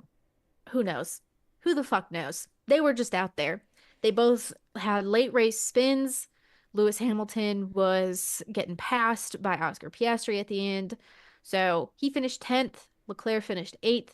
We also had Charles Leclerc's juicy seat. Calls up in the radio, says the seat's full of water. His engineer Brian Botsey said, "Ah, that must be the water." And Leclerc retorted, "Let's add that to the words of wisdom because what the fuck?" it had to be like a translation thing. I think he probably meant like bottle or like water Yeah, or the water reserve and then bottle. water bottle. Yeah. Like, but he just said water and just Yeah. to your point about them being flustered and overwhelmed. And they're like, wait, what do you mean? Like we have to do Yeah. this, which is it's wild to me. They have this car is worth millions and millions of dollars with all these sensors, and you don't know that your water bottle's leaking. Yeah. Come on. And the funniest thing is like, did Charles Leclerc not try to take a sip? Like, I feel like that would be my first one. Oh, my seat's wet. Maybe I'll try my water bottle. Oh, there's no water in my water bottle, which he had said there wasn't after the race. Mm. Did you not connect the two, honey? Is there nothing going on in there? I don't know. And people are using this as a way to say that Lewis Hamilton is washed, basically. So, yeah, I can't. I reading the comments because I gotta moderate comments on Planet I'm F1, so sorry. which is the worst. There's this sentiment that, oh, everyone's been saying Lewis was so good and he's the greatest of all time, so he should instantly get into this car and know what he's doing. And I wrote this whole story that's kind of like a motorsport is a team sport. Hmm. So Lewis Hamilton is a large part of what this team, like how it will succeed and how things will go and what they will do. But the driving of the car is only it's only one part. There is the design of the car, which Lewis Hamilton did not have influence on. So he has not had any say on how this car was developed. So he's just getting in a car now and racing it. He has not had like testing, like he's tested previous cars for pretty decently. He has tested this iteration of the car for a couple of days. That's about it. The strategists are a massive part of this. The engineers are a massive part of this. And people tore my ass apart in the comments. Were like, this isn't NASCAR. This isn't IndyCar. These drivers, like, you're saying that Lewis Hamilton is the best of all time. So why can't he figure out how to race this car? And I have just been wondering if these people have ever started a new job. like anywhere. Because I can tell you, I've been working and writing for about 10 years now. And when I started at Planet F1, I had a fucking learning curve because the processes are different, the people are different, the workflow is different. At the end of the day, you can say, oh, it's just publishing articles about Formula One. But all of the back end about how you get there, like, that's different. That's a whole new thing. And I think we should be cutting Lewis some slack because it's not like Charles Leclerc was faster in qualifying and finished higher in the race, but it wasn't like he was infinitely further away. And it wasn't like he was trouncing Lewis in an embarrassing fashion. The whole team was fucking up. Everyone was fucking up. And I think everyone is just taking this as an excuse to be like, oh, see, I knew it was just the car. But I would also like to remind you all that when Lewis started at when Lewis started at Mercedes, he won like a race that year. And it took him 10 races to get there because the first ones were all fucked up. And then the next year, when they got the new regulation set and when Lewis had a chance to actually influence the design of the car, they went on to dominate for the next like 7 years. So I don't know. Everyone just wants to say he's old and washed. I think it's just because he's black and they don't want to have to like him anymore or claim that he's good. I think everyone needs to lay off the Quaaludes. I don't understand why you're all frothing at the mouth like little rabbit squirrels trying to be like, Lewis Hamilton's washed. He should get off this thing. You all need to. Or maybe you need to start taking Quaaludes. I don't know which way it is, but if you're on them, stop them. If you're not, start them. Okay? It is yes, we can look at his qualifying pace and be like, wow, he was not close to Charles Leclerc. Mm-hmm. He was off. Absolutely. I'm happy to talk about that. That's great. You make a great point. Why does people keep bringing up this age thing? Where is this coming from? I think because there's not a whole lot to go on about why he's not a good racer other than he's old, which he's not even terribly old, but he is older than this current generation of drivers generally is. So I think people just need to have that to focus on because what else are they going to say? But he's still performing at the level of everyone else. Yeah, but what else are they? What else is their argument going to be? They can't say they don't like him because he's black. They have to say I don't like him because he's 40. Once he's P20 for 10 races, yeah, let's talk about it. Him being old and not having reactions and 10 seconds back, getting lapped by who? Haas. Fine, we'll talk about age. He's up there. And it was already proven. I believe, Pablo Hidalgo, is that his name from Planet F1 who does the charts? He had a great chart showing that if they just pitted 2 laps earlier, they would have been near, not for podium contention because obviously McLaren and Red Bull were schmoving. They could have gone in a 4-5. They could have gone in a 5-6. Mm-hmm. Yeah. It was Ferrari's own problems that caused the issue. So where did this, we only have one race to judge these people and nothing else matters? This is where I was trying to level set in the beginning of data.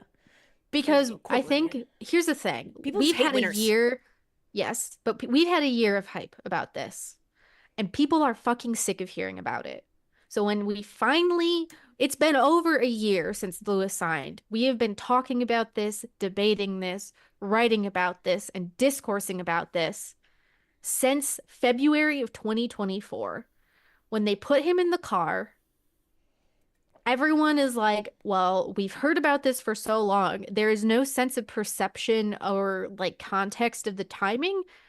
There's just this assumption of a year ago, he knew he should be driving in this seat, so he needs to be perfect now. I was reading Motorsport magazine and they gave him 100 days.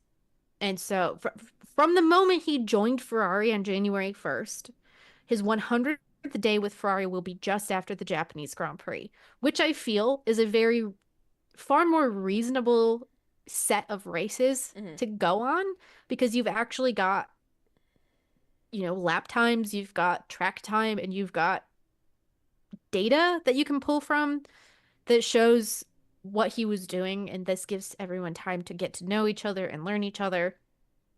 And it just, I don't understand. Again, I don't understand why we have to just assume it's got to be one race. But I think, again, people have been hearing about this and we've all been talking about it and we've been hyping it up to such an extent that I think they're like, well, he better perform because they don't like him anyway. Yeah.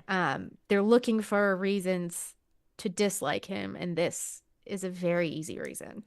Same thing about everyone shitting on Kimmy after qualifying. Yeah, Mhm.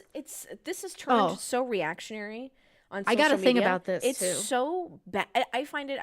Was I texting you about this? How hostile I just find Yes. certain parts of social media now with F1. It's like everyone's just chomping at the bit to have like that one tweet or Instagram post or thread or whatever Yeah. to just ah Pop off. to Yeah. pop off. So it was like Carlos Sainz in practice did well. Was it practice one?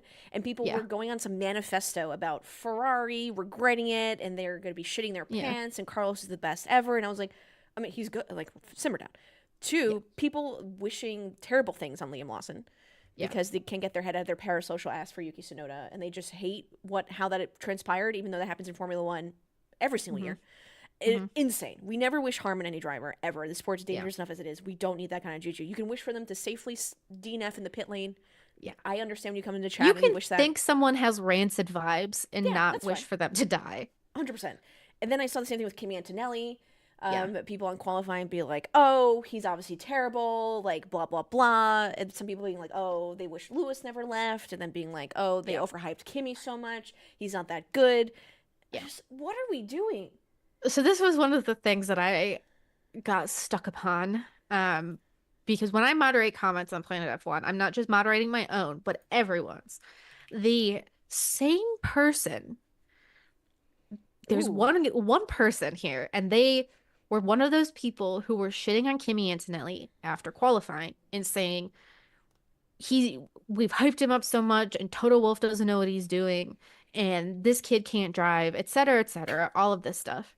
And then on my article about Lewis Hamilton and how we should give him some time to perform, they went, well, I can give you two words that prove your whole argument wrong. Kimi Antonelli, because in the race he was so good. And like, I was like, are you fucking kidding me? Like, you went a full 180 in less than 12 hours? Like, what are you doing?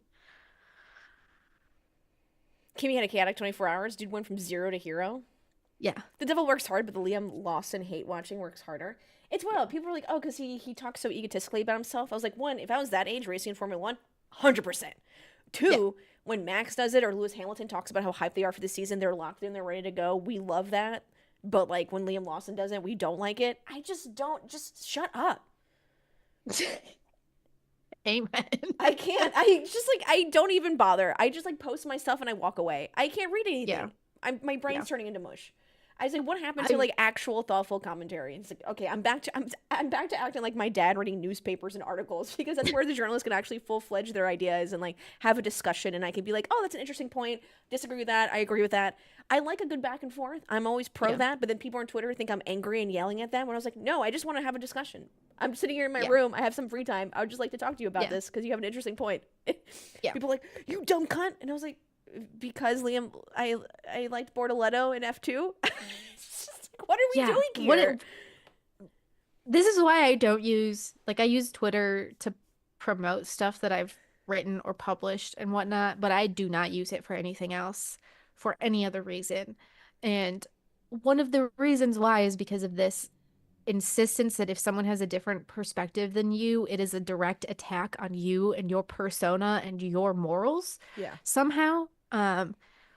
There's really no in between, and I am just so tired of having to it's not I don't even engage with these people anymore because that's just what they want. And I'm not gonna give them the satisfaction of knowing they've flustered me a little bit. But the amount of comments and bullshit that you'll get, it's that are just completely out there. Just have If a you normal have conversation. yeah, Hey, I disagree, and this is why. Wow, yeah, interesting point. I disagree with you, and this is why. But thank you so much for yeah, your time. Done. yeah, That's it. Why is this so hard? I don't yeah, understand. yeah. So this is one of the things I like to do is ask people to like send me their perspectives on things. Hmm. So if you're an American fan, every so often I'm like, hey, email me, DM me. What do you think about XYZ thing in Formula One? And I've had a couple people get really mad at me with those because I usually will respond and I try to thoughtfully respond of like, here's what I think you're saying. Here's what I think your argument is.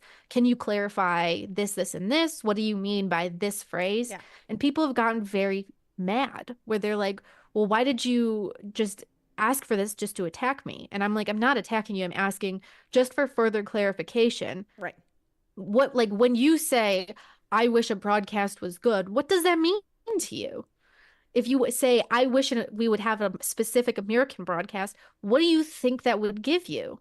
Like, Yeah. it's not an attack. It is an attempt Clarifying at question. discourse so I can understand when I'm making my argument and saying, I heard four people say they wish America had its own F1 broadcast.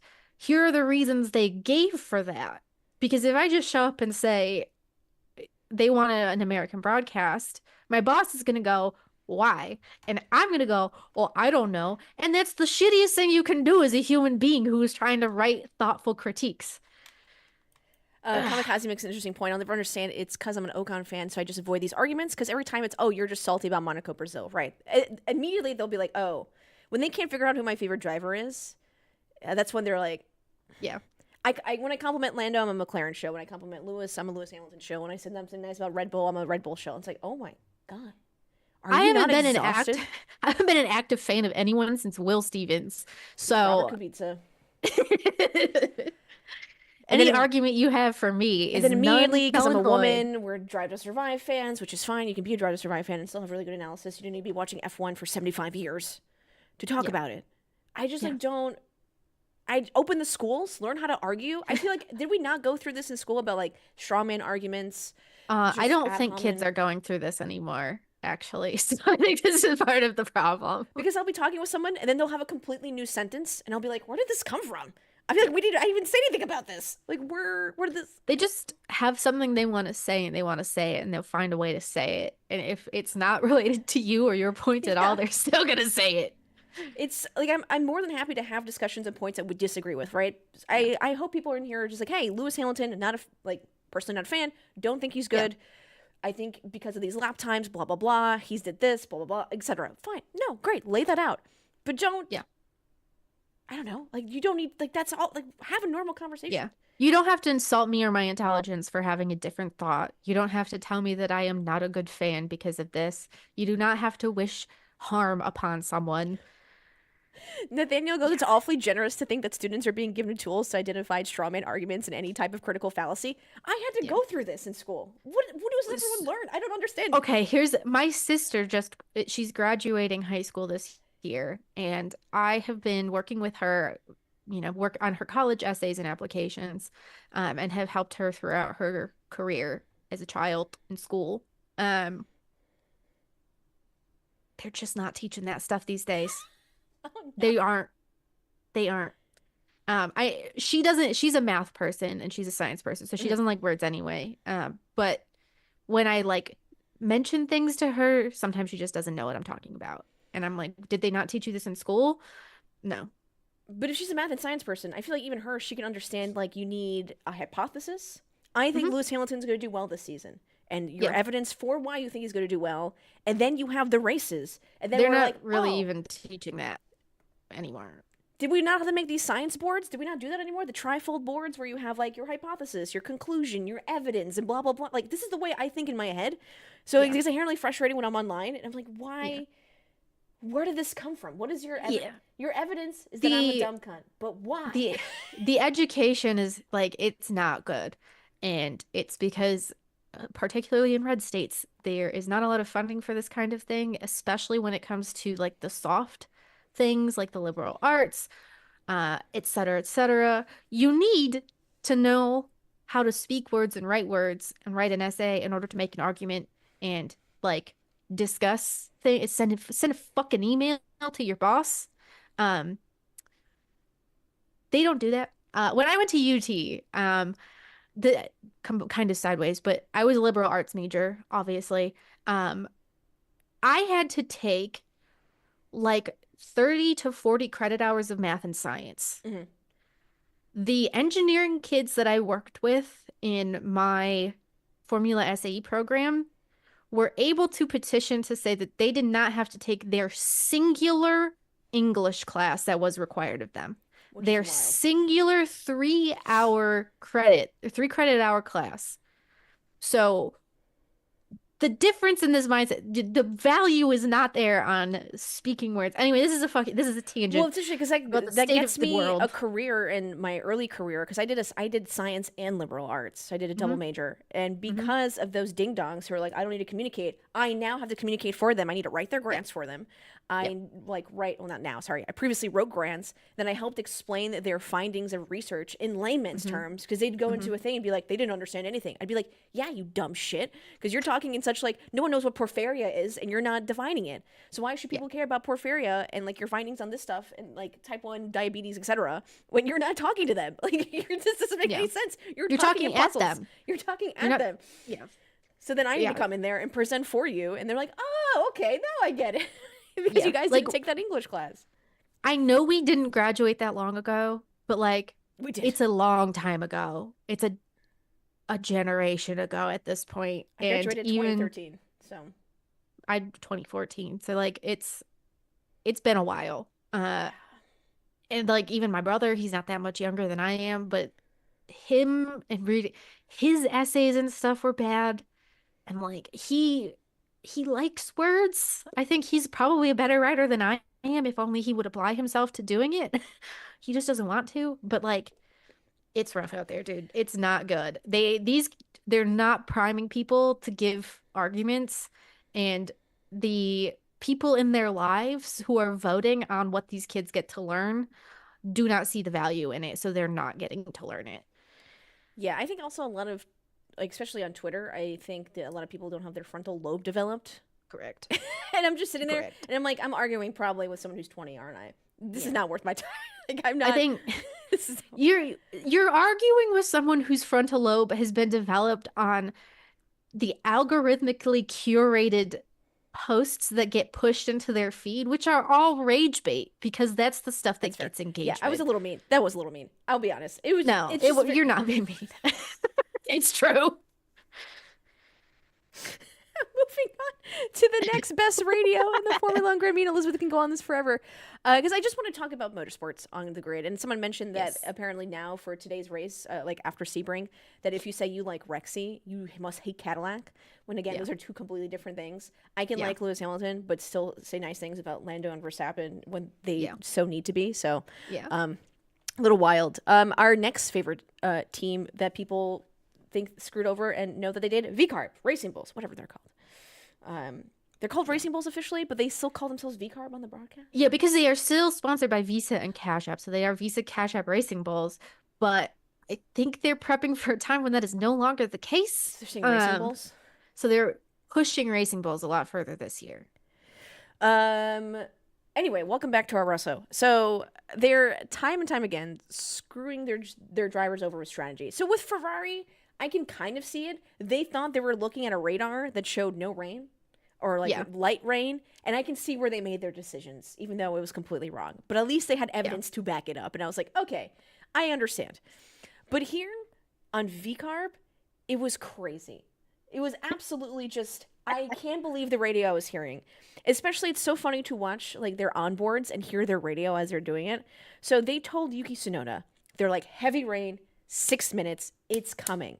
Like, be careful. So he's on the mediums, and they're like, you need to use up these mediums when we restart, because we're going to be pitting for intermediates later. So use up these mediums. Like, we do not manage them. Go for it. The rain has then, they restart, the rain is coming. The rain has started. He's driving past the pits, and he's like at the start-finish line, right? He's racing. And then they're like, pit. He's like, it's too late. I'm like, what are you doing? Did you not know? Like, the urgency, it definitely sounded like he was coming back to the microphone or something, because you can hear him going like, pit. Like the volume change of getting closer to the microphone with your mouth. And Yuki Tsunoda's like, it's too late. Sorry, buddy. So he's completing that lap, and as he's completing it, they're confirming for him to pit. He's then in the gravel, and they tell him to stay out as he's sliding into turn 6 gravel because it's so wet and everything. And then he's like, no. then they have an argument, like a debate back and forth, and then they finally tell him to pit. And I was like, what are we? Yeah. You knew this was coming. Yeah. Yeah. You actually knew this was happening. And then too late you told him to pit. He was driving by and you Yeah. didn't tell him earlier. Where was this? How did this happen? What were you doing? I don't know. I don't know what all is going on over there. You think they'd be a little bit better because Red Bull was He was pretty on schmoovin'. top of things. But That man did not deserve a P12. no. It No. was wild. Yuki Tsunoda did great. He performed well. Unfortunately, the team let him down, and I think the frustrating thing is that I'm sure he's going to get most of the blame for that because people only look at the name next to the position and say driver's fault. But they really screwed him over on that. I wouldn't say the boy. Haas car made him go into the gravel. I think it was a little jarring, but I think everyone was slipping and sliding on turn 6, especially Yeah. under slicks. And he had multiple saves. It wasn't just turn 6, but I thought it was just funny that he was in the gravel and they're like, yeah, stay out. Meanwhile, he's like drifting. If you watch his whole entire onboard from the moment that he misses the pits and he says it's too late, and they're like, yeah, I guess you should pit. You know what? Stay out. The rain's not too bad. All of it, he's just saving the car, save after save. Yeah. And I'm like, this is crazy. This is insane. Yeah. I can't believe you're telling him now to stay out. How did this change? He can't I stay think out. a couple of teams, despite the fact that the rain was heavy, I think we're betting on the fact that perhaps if it was short enough, they could push through the heavy stint of rain, slipping and sliding, and still maintain track position to prevent any other drivers from passing them. And I think a lot of teams were getting caught out by the fact that the rain actually was having an impact. I mean, I think if this Post-race was ceremony, it was pouring. if this was a traditional like road course, I think it would have been different, but because it's a street circuit, the surface is necessarily slipperier because there's paint, there's oil, there's all of this stuff that's embedded into the tarmac. And I just the walls are a lot fucking closer. The gravel trap in turn 6 is right there.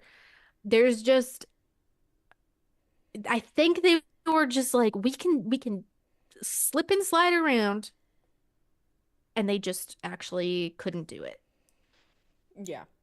It was And then they all had to pit.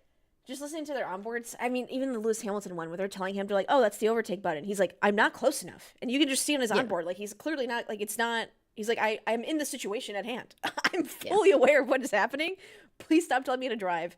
Please stop telling me to not pit because I'm going to pit now because I cannot keep this car on the road. And I think it's Yeah. the dichotomy of, like, the instructions of what I'm watching on their onboard over the Halo is just so, it was, just need some Benny Hill music. It was crazy. Everyone forgot how to do everything. Classic first race vibes. Some other key points, you did mention this earlier. Williams looked strong with Albon finishing 5th. Yeah, you wrote that he sounded really confident before the race, and I'd say Yes. he sounded more confident even after the race Yes. as well. Really So complimentary. before the race, we record all the audio from the paddock and we stamp it. And I was going through his, and he was like, they were asking him, how do you feel? And he was like, this is the best I felt with Williams coming into a season. Feels like we know what we're doing. We have targets. We have goals. We have made steps toward those goals. And critically, they actually have spare parts at the track now. Nice. If you remember last year, this time, Albert Park was the second race of the year, but Logan Sargent crashed, completely destroyed the chassis, and they had nothing to repair it. So Albon got, they had to go through all of that nonsense, or maybe Albon crashed. I think it was Albon crashed, and then they gave him Logan Sargent's car, because they thought he would do better with it. They have parts. They've got the bits. They've got the things lined up, ready to go, and I think that they are confident with the two drivers that they have. They've said that Carlos is working really well with Albon. They seem to be getting along. And Carlos has enough fresh ideas in his head coming directly off the back of Ferrari that he is able to help them with the processes or certain kind of functional things that could be improved. If you remember, James Vowles took over this team very recently and had an outdated spreadsheet of all of the bits and pieces of the car that he had to sort through. And they are coming out on this other side of having modernized what they're doing. And I think it's working out very, very well for them. Like it was, I know like Carlos almost getting top of the charts in FP1. Like that's exciting. I know it doesn't like directly translate to the race, but that is at least still a thing that like a couple of years ago would not have seemed possible. Yeah. Like that would have been a session where I was like, oh, it fucking rained. Yeah, and Alex was really complimentary afterwards too. He says Mhm. usually for the first race teams aren't so locked in, but Williams felt like they were locked in. He was really Yeah. complimentary of the whole team aspect. He said strategy, engineering. He felt Hmm. really good in the car. He loved having Carlos there with strategy and stuff. So Yeah. I do wonder. I don't know if you know this because we mentioned before when Carlos was switching to Williams that they would hopefully build a team around him and he would kind of lead and take that position. Is that what he's doing? Like, is he giving a lot of just feedback on the car, feedback and strategy? Because even then, I think it was about to rain or it started raining, and he's like, he can't stay Yeah. on the slicks. Like, he needs to come back in for intermediates immediately. Yeah. And that helped a lot with Yeah. timing. Yeah. I think like he's smart. I don't like Carlos he's a good driver. I don't know if he's necessarily like a generational talent, but I Yeah. do think he's going to contribute a lot to the growth of the team. And it seems Same. like they are listening to him, Yeah. which is the important part because I don't think Ferrari probably was because I don't think Agreed. Ferrari really listens to anybody. I think they have a very specific idea of who they are and what they need to accomplish, and that does not always involve the driver feedback.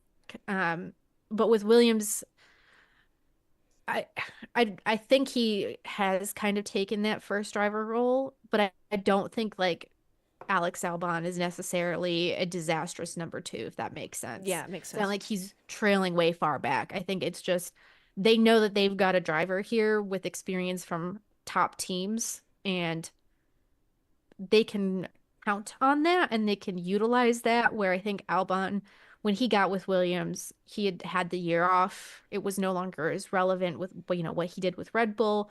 Um, Carlos is able to bring a much fresher perspective, and I think it's gonna be good for both drivers this year and for the team overall. Yeah, and that's another thing to look out for too. We talked about like McLaren and keeping that up with Lando Norris's. I'd be interested to Hmm. hear about Carlos and him developing the team around him because I think that was the biggest thing for me for him learning going to go into Williams if he can do that and bring them Yeah, up. Which I mean, right, first race looks like he did. It looks like they're listening to him, yeah, strategy and things like that. It'd be great. That's another thing I want to see consistently if he is yeah, bringing that and they're listening to him because I think that's yeah. exactly what he wanted. And it'd be interesting to see in future years if he becomes like a team principal. To be honest with you. I think this is what I like a lot about James Vowles. He's a strong leader, but he also understands when to step back and listen to someone else's point. Um, a lot of team bosses, I think, get in their own ego realm of I am in charge, I am the boss, what I say goes, and they're not listening necessarily to the feedback from other people within the team. James Vowles is open enough about the fact of like, even I think revealing that Williams was so outdated in its processes helped show that he was aware that it wasn't going to be perfect and he wanted other people to be like, see, this is what we're working with. And he even at that point acknowledged, I don't know what the hell we're gonna do or how we're gonna go about this. And I think that level of like acknowledgement is huge in F1. I don't think we see it very much publicly. And I like that we get to see that with James Vowles. You also wrote an article on this, the Fernando Alonso turn six incident during the Yeah. race, blaming it on the reworked corner that he called a danger. And a lot of drivers had Yes. issues with that corner. Yeah. So turn six, if you remember last year, that's where George Russell crashed and like flipped on his side at the very end of the race. They reprofiled that corner so that it's a lot wider, and they put a gravel trap in where they were like the drivers can carry speed, but they thought they had left enough concrete between the curb and the gravel trap, which did not end up working because the gravel just ended up, I think, being pushed right up to the curb. So the drivers couldn't take it quite as much. So it was catching a lot of drivers out. This is where Oliver Behrman ended up having his big wreck. A lot of drivers going through the gravel during any time in the race. But this specific corner is what Fernando Alonso said ruined his race. He was very adamant about it. He said that it's dangerous. You should never bring you should never bring the gravel up to the drivers if you're reworking a corner. Sometimes I don't know how much Fernando is saying because he believes it, or how much he says because he is not a very humble person.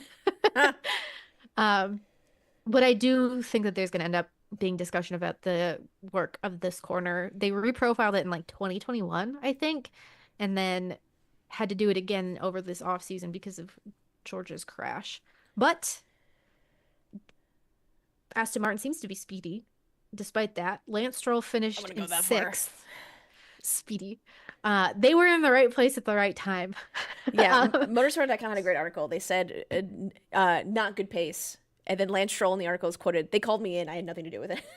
Yeah, listening to his audio afterward, they were like, "Oh, how did you do?" And he was like, "Had nothing to do with me. It was all the team. The team got the strategy right, and I was just in the car." I appreciate that. I'm like, all right, sounds like a plan, Stan. Yeah, I definitely appreciated him just being like, "Yeah, it wasn't me. I wasn't quick. I had fine." And then the team called me in right at the perfect time for intermediates, and I made it up there. And sometimes that's all it is. That's all it is. Yep. Yeah, that's Lance Stroll for you. Up next, oh yeah, Haas. What the fuck? Besides the obviously terrible pace, yeah, and Ali Behrman having yips, because we've seen him race before, and he did fairly decently. So I don't know what was going on there, and he's raced in Australia before as well. So it was a little frustrating to see such just incidents with Ali. It just sucked. I think either the pressure or the something, right? Or the car is just really hard to handle and just a shitbox because Esteban wasn't going anywhere with it. He wasn't going anywhere with it. And then it came into that incident where they were about to start again. They unlapped themselves and then decided to pit. And when they came out, Ali Behrman, one, almost crashed into Max Verstappen. But two, then they had to unlap themselves again. And they were like the last ones to pit for it was just like, what are we doing here? Yeah. I think they were gambling on holding onto their inters through the rainstorm, thinking that if they could just not hit, if they could get through that period of time where the track had dried, they'd have the ability to stay out through the rain and then could come in and pit when it started to dry again. But I think they got caught out by the fact that it was raining harder than they thought, and also that the inters are not meant to last for like almost the entire race. So they were not functioning particularly well at that point, and I think that forced their hand. They just weren't quick overall, though, and I think how coming into this season, Ayo Komatsu, the team boss, said that this is the first year that Haas has not just taken the suspension and all of the bits and bobs from Ferrari, because they're effectively a Ferrari junior team. So Ferrari updated its front suspension. It's got its own new, like, I think something going on over there. Haas said, no, we're going to keep last year's because we felt good about it, and we're going to develop it in-house. So I'm wondering if something has gone tragically wrong in that process, if they should have just taken Ferrari's bits and bobs. But there is, I don't know, it could also just possibly be that Nico Hülkenberg is the guy who knows how to overdrive the shittiest car on the grid. I'm not discounting that as a possibility because he did well in the Sauber, which I certainly was not expecting. And suddenly Haas is bad. Maybe he was just overperforming. I think history needs to remember Nico Hülkenberg well. He unfortunately has not like the most lustrous F1 career, but I feel like he deserves some praise. He's Mr. Consistency. There's a reason they keep hiring him. Yeah. And it's sure he doesn't have any podiums, but like he's also decent enough. Yeah, hopefully they'll fix it for him. Or maybe the track is not suited for Australia in a wet weather setup situation. Yeah. Hülkenberg would be like, I'm about to ruin everyone's predictions. I feel like Bortoletto would have been up there too. I mean, they qualified okay in the Sauber. So I was happy about that. And Bortoletto's suspension broke, so it wasn't his fault that that he crashed. that he went yoink. Yeah. But yeah, that was Australia. It was, to be fair, everyone's like, this was a great race. And I was like, okay, here's my confusion. I would love to hear everyone's opinions now or later. It was a great race because of the chaos and the rain. Otherwise, it would have just been a normal race without the rain. Yeah. And wouldn't have been as intense or I- chaotic or spun out. And so I it's only a good think race because of chaos? I think sometimes when people say it's a good race, what they mean is it was an engaging race because there was a lot of factors at play. There were a lot of strategies to keep an eye on. The weather was a threat, the lapped cars were a threat. It's the first race of the year and it's also massively unpredictable thanks to the weather. Like it was engaging We didn't because you actually had to race. kind of I was like, yeah. there was not a lot of racing was occurring. Yeah. It was engaging because you were probably more attuned to strategy because the strategy was ever changing, because you were waiting for the rain to fall to see how that was going to happen. So you had reasons to pay attention beyond what you probably normally would have in a race that would have been dry. Yeah, which I thought was, if it made sure it wasn't raining, and then what would you have done then? What would have happened? When I seek perspectives on things and I ask y'all for clarification, this is why I do it. Because when you say good, Yeah, good means something different for everybody. yeah, the engaging part makes more sense to me, and I Yeah. also think just unfortunately, people just like incidents. Yeah. People like DNFs. People like when things go wrong, and they Yeah. think that's engaging for racing specifically. And I'm just like, yeah, I guess that is a part of it, but like, I also don't want to see anyone obviously spin out or get hurt or anything. Yeah. I want them to vroom vroom well. Yeah. So, Beartown says, my biggest problem with modern F1 is that there's no suspense. Everyone's reliable and everyone does the same strategy more or less, but the rain gave us that suspense, the nobody is safe aspect. I think I agree with that 100%. We've refined the sport of F1 into like we're the pinnacle of technology, but it's also we've reduced any room for error. So everyone is going to come to the same conclusions about car design strategy, what's going to be the best XYZ for this race. And that, I think, that's what makes it. I like suspense. It is not a That's a good word. suspenseful race. Yeah, you I'm kind excited of for know exactly what's 2026. going to happen. They like new regs, new car. Who's getting it right? And then we're gonna see Yeah. those less reliability, I should say, as opposed to this. The FIA also immediately clamped down. Sorry, it is so funny. They clamped down on the whole McLaren mini DRS whatever, and then Yeah. McLaren found another loophole, which then the FIA is like, fuck. And then they Yeah. put out another technical directive that you cannot do that. So, Yeah. to my understanding, the directive is not about the DRS part. It is the thing that holds up the rear wing. I don't know the technical term. My apologies. So they adjusted that as opposed to the other part they banned before. And the FIA is like, stop it. It's so funny. No one's cheating. No one's getting in trouble. All you need to calm down. They just Yeah. found another loophole. And then I'm kind of annoyed that the FIA did such a technical directive because I'm like, come on. That was so good. You didn't know. directly ban this part. So they're going to play with it. And this is fun. We're having a fun time. You keep shooting down innovation on the last year of this car. You should just let the teams do whatever they want and see what they can bring to me for 2025 before we go into 2026. Yeah. Let them break things. There was one year at Long Beach and I think in the 80s where Ferrari turned up because they read the rules and realized the rules only say how big the wing can be, but it doesn't say we can't have two of them. So they showed up with two rear wings. Good times. Because technically you could do that. And the FIA was like, God damn it, now we have to issue a directive. We gotta ban this so that Ferrari can't, no one else can show up with two rear wings at the next race. So there's also a thing that teams do. Well, they'll bring something out for like practice to get it specifically banned. Yeah. So other people can't use it and just make a big showing of it. They hire people specifically to read the rules and like engineer stuff and whatever, and they work with their partners, whether it's Oracle, to find this information, and things like that. So when there's a partnership, something of that big, it's usually of that kind of nature to find in the data what they can manipulate and do whatever, and quote unquote break. But no one's cheating. They just found another loophole. It's like when you put the way I was describing it yesterday in the Discord is like when you put a puppy in a cage and it climbs out and you're not like mad at it because it Yeah. just climbed out. You just need a better cage. You just need better Yeah. rules. And like you just keep putting the puppy back in and it keeps coming out and you're like, God damn it, it's gonna get a taller cage. Gotta do something. Gotta change this up somehow. Gotta change something. He's not doing anything wrong. He's just climbing out being a puppy. I don't understand. Yeah. So McLaren's just Yeah. being an F1 team. Yeah. I thought that Exactly. was so funny. And they're just like, you son of a bitch. I know. It's so good. Whap you on the nose with a newspaper. Stop it. This weekend though, F1 in China, and Elizabeth did remind me that it is the first sprint race weekend of the year. Ugh. Yeah. We kick it up.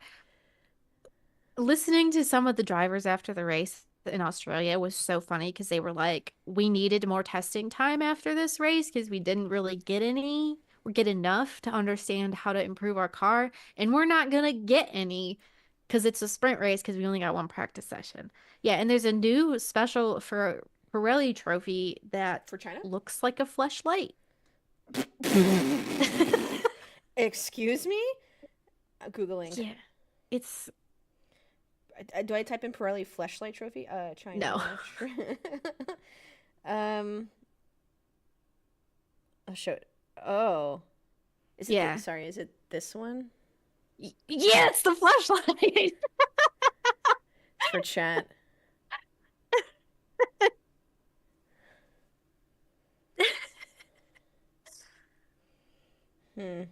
Yeah, I don't like it. I think it's bad. This reminds me to stay in the level of inappropriateness that we were talking about around. Did you see the new Ferrari merch? There's like white splatter on the like jizz red merch? the jizz merch like on the pants by the crotch area, and I was like, who thought of that? My significant other saw it. And he's like, what the fuck? Like it's not even like on the leg. Even then it would be weird. It's just like not. It's just straight up on the crotch, like white splatter on these red Ferrari pants. And I'm like, What are you guys doing? Like, how did that get through the design process? I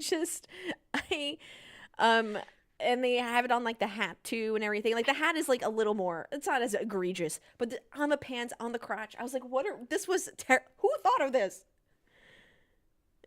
This is Europe. We're very liberated. Not that liberated. I don't think you can just do that in public. So there's a difference between being liberated and looking greasy, and this is bordering on looking greasy. Honestly, that has the wrong tire on the trophy. P0s? What am I missing here, Francis? This one? It looks like also like a bad birthday cake topper or like a Yeah. looks like a bunch of fondant. And like we just went to New Jersey to the cake boss and we're like, hey, when you search up Formula One, what do you get? And put it on a cake. Fondant it's just awful. I can't believe that even exists. Oh, it should be the hards, not the softs. Ayo. Ayo. Ayo. What? Someone put there's a subreddit for this. Don't put your dick in that. Theoretically, if I were to have put a banana into my Pirelli trophy from China and it got stuck, how would I get it out? That's going to be a post on there. Fondant? Did I mispronounce? Fondant. Fondant? Yeah, when you want to meme it or fondant? Who's making fun of me? What's going on? How do you say fondant? Do you say fondant? Fandant. Fandant. But yeah, we're going to China, which is completely different than Australia. Fun fact. Australia focuses on downforce, agility, good balance. You got high-speed quartering. China is really heavy on the brakes. There's a lot of tire wear on here, so we might see some more interesting strategy, hopefully, depending if Pirelli bought the tires that everyone's talking about. And I believe it has one of the longest straights in Formula racing calendar. And so it's got that sick little curve. Yeah. So it's going to I love that be, thing. yeah, braking, tire management, straight line speed, which should be really interesting to see who does well in that. So a completely different track. There's going to be different ride heights, suspension setups, aero setups. We'll see what teams are staying consistent. Red Bull did really well last year in China. And, I mean, Lando Norris was up there in P-Sec. I think it was Max, Lando, Sergio rounding out your podium. So we're expecting to see somewhat of something like that again. And we've got McLaren obviously killing it on the tire dag this year. So I am assuming that they're going to be flaunting that pretty strongly this weekend. Interesting to see. Yeah. I wonder if Ferrari could be competitive, but I will TBD on that one. I am going to go into it with the delusion of hope and say that yes, they will be. I don't know. And I will Yeah. do this every race this year until I devolve into a When sad little do we talk mess. about this, Elizabeth? Because I'm ready being like, okay, interesting. Their strategy's not there again. Classic. Hmm. Here I thought it'd be Hmm. better. Do you think they're gonna come back with China and Lewis would have been like, okay, first of all, don't tell me Yes. how to drive this guy. And second of all, we need to do this next time. You need to listen to us. Yeah, with no doubt in my mind, it's going to be a clean sweep for Lewis Hamilton. Sprint pole, sprint win, Grand Prix pole, Grand Prix win. And we're kicking off a new era, baby. Oh, let me read our predictions from last time. You said Charles Leclerc pole, and then you said podium Hamilton, Piastri, Leclerc. I really fucked that one, didn't I? I said Charles Leclerc pole, but I said Lando Norris, Charles Leclerc, Oscar Piastri. Okay. So No hope for Max. I didn't know it was gonna rain. If I knew it was gonna rain, my predictions would have been different. Yeah, I think I expected. I think Oscar Piastri would have been. Actually, no. He let Max Verstappen pass him in the race start, which was a little bit difficult. I don't know if he could have kept Max at bay, considering how close he was to Lando. But then he would have lost time in fighting. I think Max would have passed Oscar. It could have been a Lando, Max, Oscar podium for sure. Absolutely. What are we doing for China then? What is your prediction? Well, considering how this weekend went, I'm going to say Lando Norris win. Ooh, sorry. Piastri sprint win. Piastri pole. Piastri sprint That's what I wrote for win. pole too. Yeah. Okay. So Piastri pole and sprint. Uh-huh. Uh-huh. And then Lando Grand Prix win. Lando Grand Prix with Piastri in second. And I'm gonna say Chuck third. Oh wow. Yeah. I know. I can't be. I'm still delusional at heart, but I'm not gonna write it down this time. Sorry, I wrote it down, so we'll go from there. I like the Piastri pole and sprint. I think I enjoy that. I think that's very doable. If he takes that energy from Australia and channels it, gosh, he was so aggressive. I loved it so much. I was like, if everyone raced like this, one, we'd have so many incidents, but two, oh, it was so fun. I was like, yes, let the hate flow through you. It was so awesome. How's Elizabeth doing in fantasy league points? I think she's winning. I'm too scared to do them because I think she's I think she's done great with IMSA choices. It'd be interesting I to see. feel confident about IMSA. I don't feel good about anything else. Yeah, I don't think F1, IndyCar, and NASCAR she's doing too hot. Yeah. IndyCar was a real I'll have to sit and do downer that. for I'll sit me. and do that. But yeah, I agree with you, Piastri. For the Grand Prix, gosh, who would I put in third in that case? I think it might just be Orlando, Piastri, Russell again. Or like Yeah. that kind of combination. Might be Yeah. seeing more of that. Yeah. Happy to be wrong. And again, this is not something I'm going to be deeply offended by if I got it wrong. I will be okay. We will move on. We will rebuild. I'm not staking my life and personality on this, so we'll see. I got faith in Max for a P3. Nice. An all fuckboy podium. Oh, no. Swiss Piastri's young. Leave him alone. George Russell's not a fuckboy. Get out of here. He's too British, gentlemanly. Yeah. Yeah, I had so one of my friends from Formula SA, we keep in contact every now and again, and she was catching up on the race and sent me the photo of George Russell doing his little T-pose in the intro. And she was like, "Do you think he did this on purpose because he knows it's funny, or do you think they made him do it?" And I was like, "I'm firmly convinced that at some point in 2024, he realized people thought the 2023 intro was really funny and thought he could be funny again. But because he's so British, I don't think he understands what humor is. I don't think he's ever met a real person in his life. I don't think he knows. And so now the joke is just ruined." Yeah, I don't think you guys know what a fuckboy is. It's not George Russell and Oscar Piastri. Those are not. Yeah. No, we're thinking like Liam Lawson, Lando Norris. Like those are fuckboys. I don't think you guys know what one is. I think it's your men's definition of a fuckboy. It's definitely Yeah. Lando Yeah. Norris is definitely one. When women say fuckboy, it's not a good thing. We don't want to fuck them. That's the thing. Oh, wait, right, yeah. But there's also different yeah. We'll talk about this in the Discord for sure. I was like, what are you We'll guys get talking into about? it. Also this weekend is NASCAR at Homestead, which is actually pretty good racing. I love Homestead. I loved going there. The food was incredible. The racing was great. I might actually do a watch along depending on what time it is with Woohoo. IndyCar Thermal. So I'll talk about that in the Discord a little bit. Good. Yeah. And IndyCar Thermal happening with the sick promo. Did you see their promo clip for this? The one For that looked like Thermal? the Indy 500. Yeah. That's not sick. You're Yeah. just lying to everyone. It's not looking like I this. Dude, no, it was so cool. And then it hit the like end of it where it was promoting Thermal and I was like, what the fuck? Yeah, IndyCar Thermal. If you joined us at IndyCar for St. Pete, I just want you to just hedge your bets, and any expectations you have, I need you to shove them down. This is how do I explain what thermal is in this racetrack? So what they've recently done, as opposed to investing money in racetracks, there are private racetracks being built, and this is one of them. I think Max Verstappen bought like a condo there. So they build condos on the racetrack, and you have a really big garage to like work on your car, and then you can take your car out directly onto the track, and like that's what this is. It's like a club, a country club, but it's a racetrack instead of a golf course and all that stuff.